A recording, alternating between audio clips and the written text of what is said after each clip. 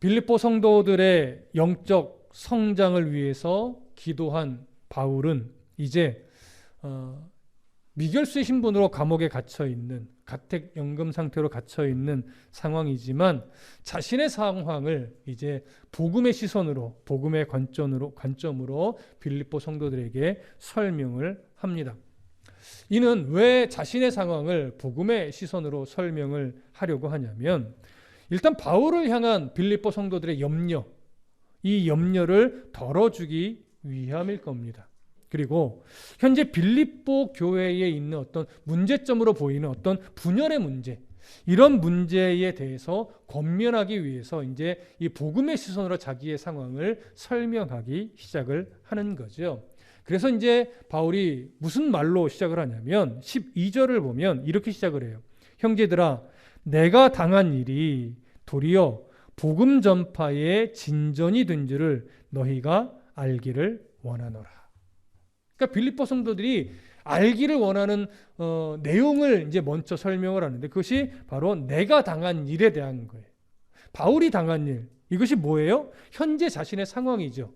로마로 압송되어 와서 가택연금의 상황이긴 하지만 그 미결수의 신분으로 있는 것이고 재판 중에 있는 것이고 나름 변론도 하기도 하지만 이것에 대해서 사실은 사형 언도가 내려질 수도 있는 것이고 얼마간의 구금 이런 명령이 내려질 수도 있는 것이고 뭐 석방의 명령도 내려질 수 있는 것이고 현재 자신이 이 재판 결과가 어떻게 될지 사실 알 수 없는 그런 상황입니다. 그러니까 어떻게 보면 바울의 입장에서는 굉장히 앞이 캄캄한 상황이라고도 여길 수 있는 그러한 상황인데, 바울은 내가 당한 일이라고 표현할 때 이것이 나의 이 어려운 상황을 좀 너희들이 헤아려 달라, 이런 의미로 이야기를 하는 것이 아니라 하나님께서는 나의 이런 때로는 앞이 보이지 않는 좀 암울한 상황마저도 하나님께서는 복음을 위해서 도구로 삼는 분이다.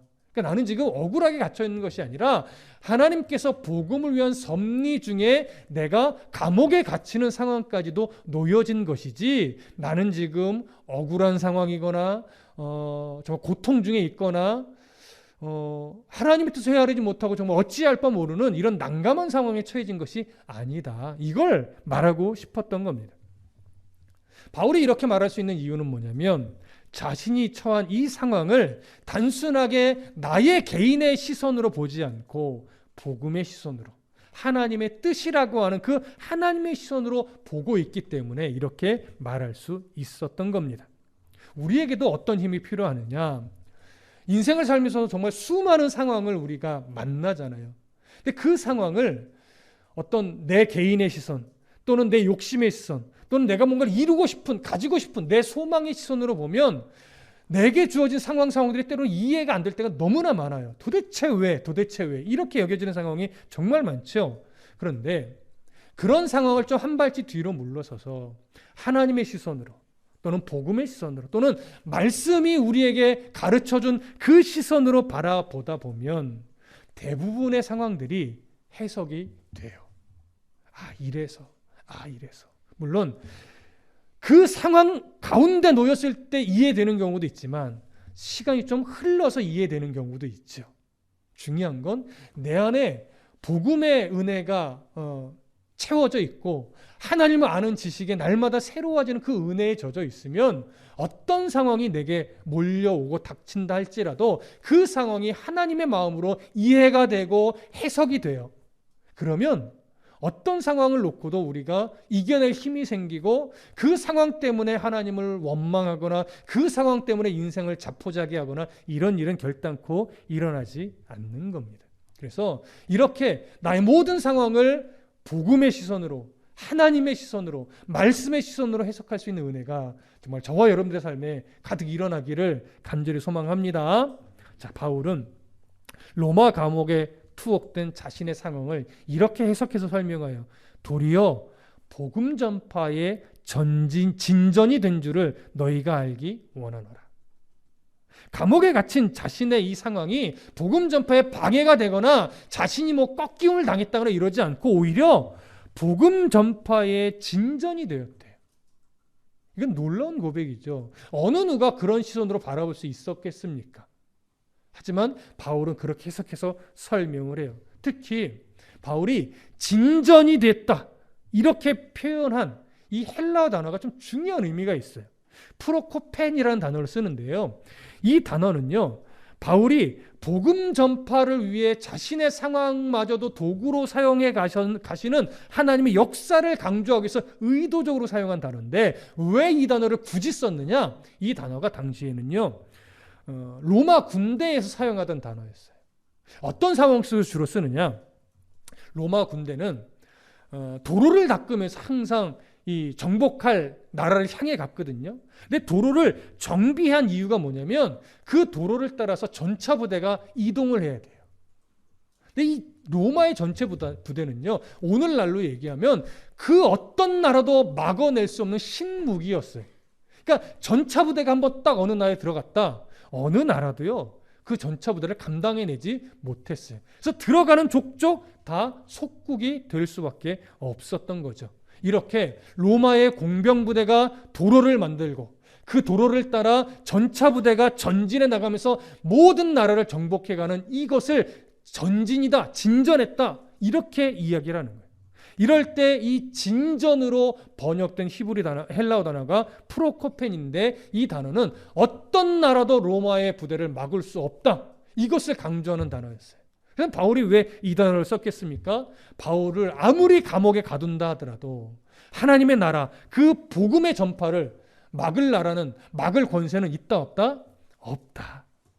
이것을 강조하기 위함입니다. 하나님은 모든 사람의 모든 상황을 도구로 사용해서 자신의 뜻을 이루시는 그런 전능하신 분임을 바울이 이렇게 드러낸 겁니다. 그리고 이 사실이 중요한 또 하나의 이유가 있는데, 빌립보 성도들 중에 혹여나 바울이 감옥에 갇혀있는, 2년 가까이 지금 갇혀있는 이 상황을 바라보면서 이런 오해를 할 수 있어요. 당시에 로마 황제는요, 살아있는 신으로 숭배받던 때예요. 그래서 로마 황제는 살아있는 신이라고 여겼죠. 그래서 로마 황제 숭배 사상이 전 로마 제국 가운데 퍼져 있던 그런 때였습니다. 그렇다면 이렇게 오해할 수 있죠. 아, 로마 황제의 그 권세를 우리가 믿는 예수 그리스도, 우리가 믿는 하나님이 이겨낼 수 없나 보다. 바울이 저렇게 2년 가까이 감옥에 갇혀서 아무 일도 못하는 것을 보니 로마 황제가 더 센가? 이런 식의 이해를 가질 수 있죠. 하지만 바울은 말하는 거예요. 그런 거 아니다. 하나님이 힘이 없어서 나를 감옥에서 2년 동안 빼내지 못하고 이런 상황이 아니라, 나를 왜 감옥에 갇히도록 그냥 놔두셨느냐? 내가 감옥에 있으면서 무엇인가 복음을 위해 해야 될 일이 있기 때문에. 그래서 하나님이 지금 내 상황을 도구로 써서 복음 전파를 놀랍게 확장시키는 것이지, 이건 복음이 갇혀 있는 것도 아니고 나를 가둠으로 복음이 지금 방해받고 있는 모습도 아니다. 이렇게 해석을 해주는 거예요. 복음의 시선으로 바라보니까 이 해석이 가능한 거죠. 그래서 빌립보 성도들에게 바울이 이렇게 말한 거예요. 형제들아, 내가 당한 일이 도리어 복음 전파에 진전이 된 줄을 너희가 알기 원하노라. 빌립보 성도들이 이런 바울의 해석을 바르게 깨닫고 이해하면 빌립보 성도들도 자신들이 처한 상황들을 말씀으로, 복음으로 해석하고 하나님 앞에 영광이 되는 삶을 살아갈 수 있을 겁니다. 자, 이제 다시 본문으로 돌아가셔서 13절을 볼까요? 13절 시작. 이러므로 나의 매임이 그리스도 안에서 모든 시위대 안과 그 밖에 모든 사람에게 나타났으니. 자, 바울이 이제 자신이 처한 상황이 복음의 진전이 됐다라고 말하는 것에 중요한 예를 드는 거예요. 이렇기 때문에 복음의 진전이 계속 이루어지고 있어, 이 얘기를 하는 거죠. 어떻게 하나 설명을 해요? 나의 매임이, 내가 지금 감옥에 갇혀있는 이 상황이 그리스도 안에서 모든 시위대 안과 그 밖에 모든 사람에게 나타났다. 자, 이 말이 무슨 의미겠습니까? 바울이 2년 가까이 감옥에 갇혀 있으면서 뭐 재판도 받을 수 있었을 것이고 여러 사람들이 와서 신문도 할 수 있었겠죠. 하여튼 2년 가까이 이런저런 일들이 많이 있었을 거예요. 그런데 2년 가까이 바울이 그 감옥에 갇혀 있으면서 삶을 살아내고 또 이 가택연금 상태이기 때문에 함부로 나갈 수는 없어도 여러 사람들이 오고 갈 수는 있어요. 오면서 만나고 대화하고 교제하고 이런 건 가능했거든요. 비교적 자유로운 감옥 생활인데 2년 가까이 그를 지키고 있는 군인들이 있단 말이에요. 여기 이제 시위대라고 표현되는데 그 군인들이 이제 번갈아가면서 계속 보초를 쓰고 지키잖아요. 근데 지키면서 항상 누구를 봐요? 바울이 살아가는 모습을 봐요. 그가 또 누군가 대화하는 것도 다 들어요. 그러면 그들이 바울이 살아가는 모습, 바울이 누군가를 만나서 대화하는 거 다 들으면서 결국 뭘 듣겠습니까? 복음을 들어요. 그리고 바울이 입으로만 떠드는 것이 아니라 자신이 말한 대로 또 살아가는 흔적을 봐요. 그러다 보니까 그 시위대의 사람들이 뭘 인정하게 돼요? 아, 저 사람은 뭔가 큰 죄를 저질러서 이렇게 감옥에 갇혀 있는 것이 아니라 그가 믿는 신으로 인해서 그의 신앙 때문에 이렇게 기꺼이 갇혀 있는 거구나 라고 하면서 바울이 다른 죄수들과 저 다른 시선으로 바라보게 되는 거죠. 결국 군인들에게 뭐가 드러나는 거예요? 복음이 드러나는 거예요. 그러니까 복음에 대한 편견도 조금씩 바로 잡혔을 거예요. 왜냐하면 기본적으로 로마 군인이라면 그 로마에서 기독교에 대한 좀 편견을 갖고 있기 때문에 왜곡된 시선을 갖고 있는 중이었는데 바울을 보고 바울이 살아가는 모습, 바울이 누군가를 만나 계속 대화하는 내용들을 들으면서 이들 안에 복음에 대한 이해가 편견이 많이 깨지기 시작하는 거예요. 그러면서 그리스도가 나타나는 거죠. 지금 이 얘기를 하는 거예요. 근데 그것이 시위대 군인들만이 아니고 13절에 보면 그 밖에 모든 사람에게, 그러니까 갇혀있는 바울을 만나기 위해 오고 갔던 모든 사람들이에요. 거기에는 일반 사람도 있을 수 있을 것이고 그를 신문하는 어떤 관료들도 있었을 것이고 또 로마 교회의 성도들도 있어요. 그러니까 그런 다양한 사람들이 오고 가고 만나고 대화하면서 점차 바울을 만났던 사람들 안에 어떤 시선이 새롭게 자리 잡혀요. 아, 예수님이 우리가 알고 있는 그런 분이 아니구나. 아, 이들이 말하는 복음이라는 것이 우리가 알고 있던 그것과 좀 다르구나 라면서 편견이 깨지면서 복음이 복음답게 드러나고 그리스도가 올바른 모습으로 그들 안에 세워지는 거죠. 이렇게 어떻게 보면 바울은 로마 군인들의 안전한 보호 속에서 복음을 전하고 있었던 거예요. 밖에서 멀리서 보면 갇혀 있구나, 불쌍하다, 저래서 어떻게 복음을 전하나 라고 여길 수 있을지 모르겠지만 하나님은 놀랍게도 로마 군인들의 그 보호 속에 딱 집어넣고서 아주 안전하게 복음을 전할 수 있는, 또 그 군인들의 시선마저도 받고 놓는 그런 역사를 하나님이 지금 만들어가고 있었던 것이죠. 이런 걸 바울이 보고 있으니 어찌 감옥에 갇혔다라고는 이 상황 하나만 놓고 불평을 하겠냐고요. 우리에게도 이런 믿음의 시선이 필요할 겁니다. 자, 이제 14절을 보겠습니다. 14절 함께 읽습니다. 시작. 형제 중 다수가 나의 매임으로 말미암아 주 안에서 신뢰함으로 겁없이 하나님의 말씀을 더욱 담대히 전하게 되었느니라. 자, 이것은 복음 전파의 진전이 되는 또 하나의 모습인데 여기 보면 형제 중 이런 표현이 있죠. 여기 형제 중이라는 말은 누구를 말하는 거냐면 로마 교회의 성도들을 말하는 거예요. 로마 교회는 사실 바울에 의해 세워진 교회는 아닙니다. 이미 성령 강림 때에 예루살렘에 왔던 로마의 디아스포라 유대인들이 거기서 성령의 은혜를 받고 그리스도인이 된 다음에 다시 로마로 되돌아가서 세워진 교회예요. 그러니까 정확하게 누가 세웠다고는 알 수 없어요. 누가 세웠는지는. 하지만 이미 교회가 세워져 있었죠. 그러다가 유대인 추방령에 의해 또 나가기도 하고 다시 황제가 죽음으로 다시 돌아오기도 하고 그러면서 또 로마 교회 안에 있었던 유대인 그리스도인들과 이방인 기독교인들 사이에 좀 기득권 싸움도 사실은 있었어요. 그러니까 이런 어떤 와중에 로마 교회는 그대로 어찌됐거나 유지는 되어 있었습니다. 근데 그 성도들이 바울에 대한 소문을 들어서 알고 있었어요. 아, 바울이 이런 사람이 있대. 이런 사람이 회심을 했대. 이런 사람이 벌써 수차례 전도여행을 다니면서 아시아 지역, 마게도냐 지역, 아가야 지역에 복음을 전하고 교회를 세웠대. 참 놀라운 복음 전도자래. 이런 이야기를 소문으로 이미 들어서 어느 정도 알고 있었을 겁니다. 근데 로마 감옥에 왔어요. 그러니까 이 사람들이 그를 찾아와서 교제를 했을까요? 안 했을까요? 당연히 찾아와서 교제를 하게 되죠. 그렇게 바울과 교제하다 보니까 믿음이 더 깊어져요. 믿음이 더 깊어지니까 형제들 중에 다수가 로마 교회 성도들 중에 다수가 바울과의 교제 속에서 믿음이 탁 세워져 가다 보니까 바울이 이제 메어서 사실 공개적으로 밖으로 나가서 복음을 못 전하잖아요. 그러다 보니까 주 안에서 그 깊어진 믿음을 가지고 신뢰함으로 겁없이 하나님의 말씀을 더욱 담대하게 전하게 됐대요. 여기 왜 겁없이란 표현을 쓸까요? 바울이 감옥에 갇혀 있는 그 당시에 로마에서 기독교 그 예수 그리스도 복음을 전하는 것이 결코 쉬운 일이 아니었기 때문에 그렇습니다. 때로는 목숨을 걸고 전해야 되는 상황도 있었기 때문에 여기 겁없이라는 표현을 쓰는 거예요. 그래서 두려움을 극복하고 담대하게 로마 시내 안에서 복음을 전하는 일이 생겨났다. 이것을 보니 바울이 직접 거리로 나가지 않아도 복음의 역사는 하나님께서 바울을 통해 누군가에게 전달해서 그들을 일으켜 세워서 복음을 전하는 일에 앞장서게 만들더라.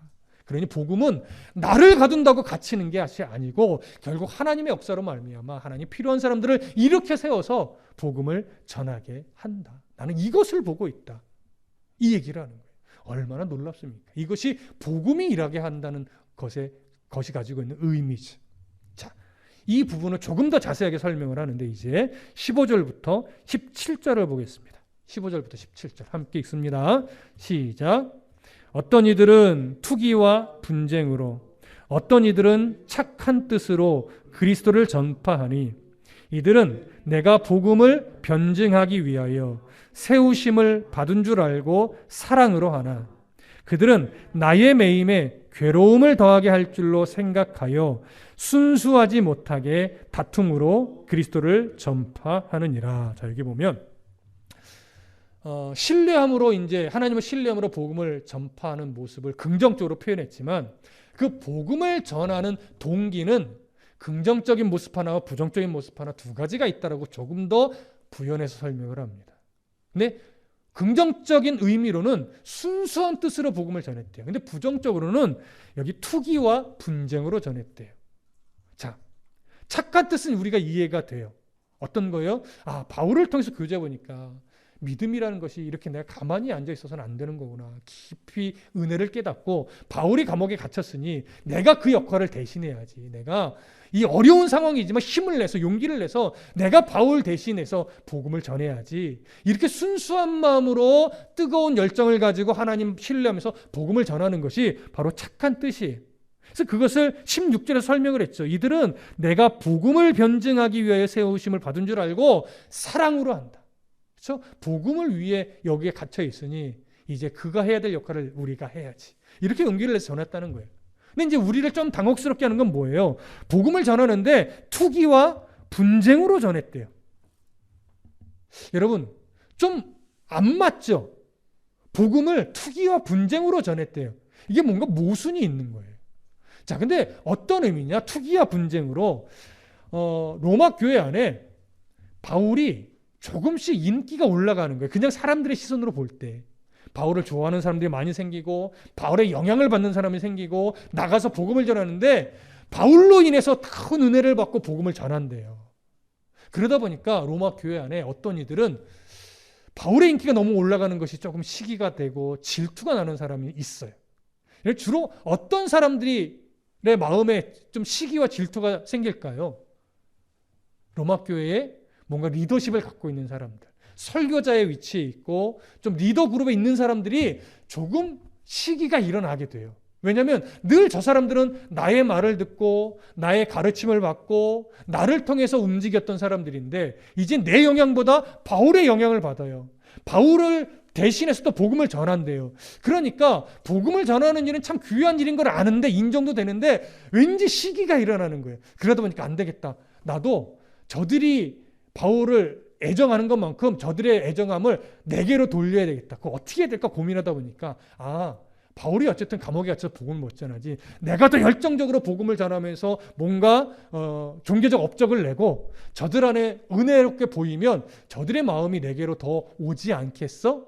그러면서 또 이런 거죠. 내가 이렇게 해서 인기를 끌면 바울이 감옥에서 우리를 보면서 또 우리처럼 시기가 일어나고 속상해하고 그러겠지? 그러면 난 고사하다고 생각해야지. 그러면서 그런 좀 순수하지 못한 의도로 이들이 복음을 전했던 거예요. 여러분, 이런 의도로 이렇게 좀 질투심 어린, 좀 시기 어린 이유로 복음을 전하는 것 옳습니까? 옳지 않습니까? 이거 옳지는 않아요. 그렇다고 해서 여러분 오해하지 말 것은 이들이 동기는 시기와 질투인데 복음의 내용마저도 엉뚱했다 이런 건 아니에요. 복음은 복음답게 전했고 열정으로 전한 건 맞아요. 근데 동기가 좀 이상했던 것뿐이에요. 하지만 시기와 질투로, 투기와 질투로 복음을 전했다니까 이게 뭔가 우리 안에 편하지 않은 거죠. 바울이 이런 모습들을 딱 설명하면서 이렇게 말합니다. 18절 함께 읽겠습니다. 시작. 그러면 무엇이냐? 거칠애로 하나 참으로 하나 무슨 방도로 하든지 전파되는 것은 그리스도니 이로써 나는 기뻐하고 또한 기뻐하리라. 자, 투기와 분쟁의 마음으로 복음을 전하는 이들의 의도대로 바울이 속상해하지 않았어요. 전혀 그걸로 기분 상해하거나 내 인기를 또 다시 뺏어가네 이렇게 생각하지 않았어요. 바울은 이렇게 설명해요. 뭐 어떠냐? 그들이 투기와 분쟁으로 복음을 전하든지 정말 순수한 마음으로 복음을 전하든지 뭐 어떠냐? 어떻게 전하든지 결국은 전파되는 것은 그리스도니까 나는 그것 하나만으로 기뻐하고 또 기뻐할 수 있다. 이 얘기를 하는 거예요.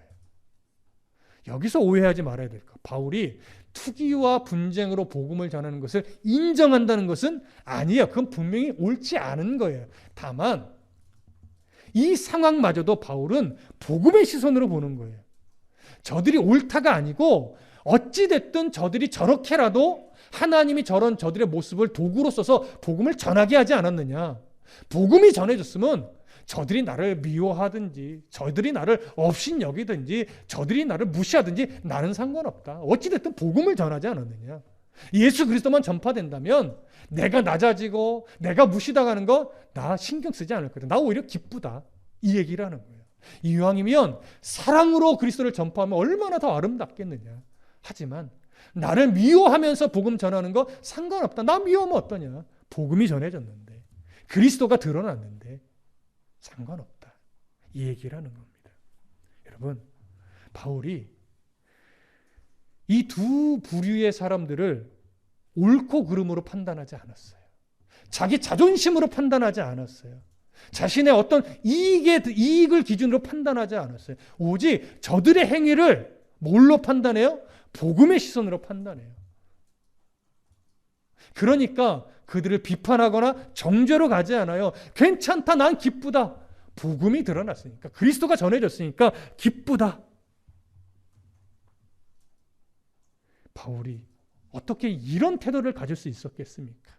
처음부터 제가 오늘 계속 강조하고 있는 거지만 바울은 내게 처해진 상황, 또 누군가가 어떤 행동을 하거나 어떤 상황을 행동을 할 때 그 모든 것을 지금 어떤 시선으로 봐요?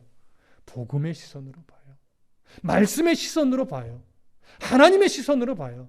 그러니까 거기서 시기, 질투, 미움, 다툼이라는 흔적이 나타나는 것이 아니라 그리스도가 나타나는 것만 바라보니까 모든 상황을 인정해주고 자신은 기뻐할 수 있어요. 절망하거나 원망하거나 시기하거나 이렇게 하는 거예요. 괜찮아.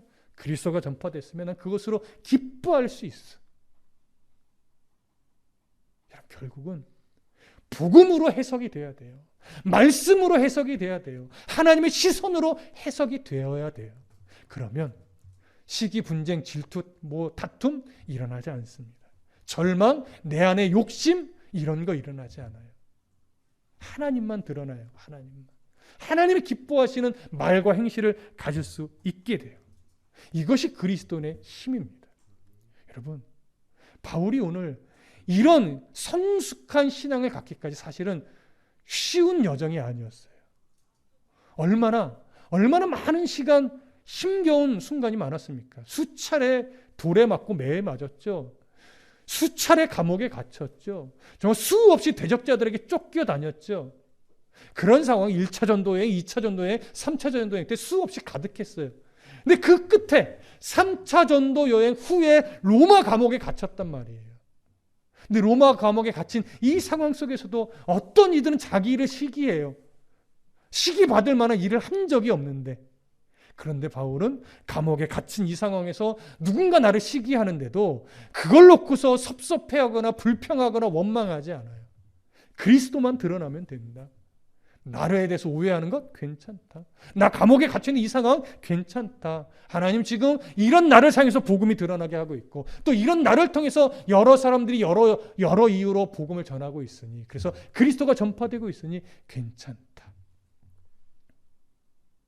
여러분 우리들의 삶을 잘 되돌아보십시다. 우리도 이런 태도가 우리의 삶의 흔적 중에 곳곳에 나타나고 있나요?